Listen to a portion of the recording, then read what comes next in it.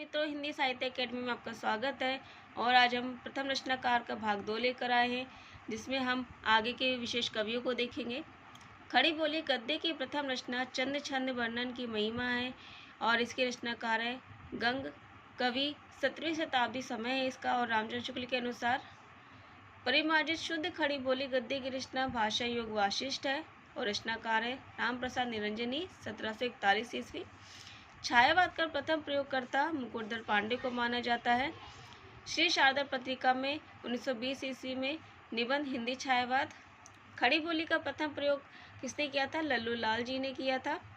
प्रगतिवाद शब्द का प्रथम प्रयोग गजानन माधव मुक्तिबोध जी ने किया था 1942 ईस्वी में।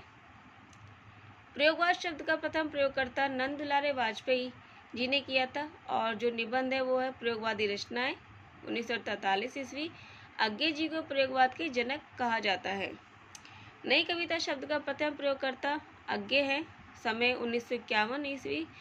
जून प्रतीक पत्रिका में बाद में 1952 में ऑल इंडिया रेडियो स्टेशन में एक भेंट वार्ता में प्रयोग किया गया था। हिंदी का प्रथम गीति नाट्य अगर देखें हम तो करुणालय है, जिसका समय 1913 ईस्वी और इसके रचनाकार है जयशंकर प्रसाद। हिंदी में दोहा चौपाई शैली का प्रथम प्रयोग सरप्पा जी ने किया था।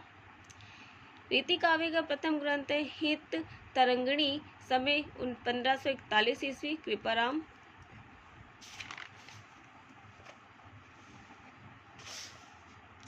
हिंदी में रचना करने वाले प्रथम मुस्लिम कवि अब्दुल रहमान जी हैं। दक्षिण भारत में खड़ी बोली में रचना करने वाले प्रथम कवि मुल्ला वजही हैं। जीवन काल अगर हम देखें तो उसका 1605 से 1660 ईस्वी है। समरंग प्रथम रचना दक्षिण भारत में खड़ी बोली की रचना है।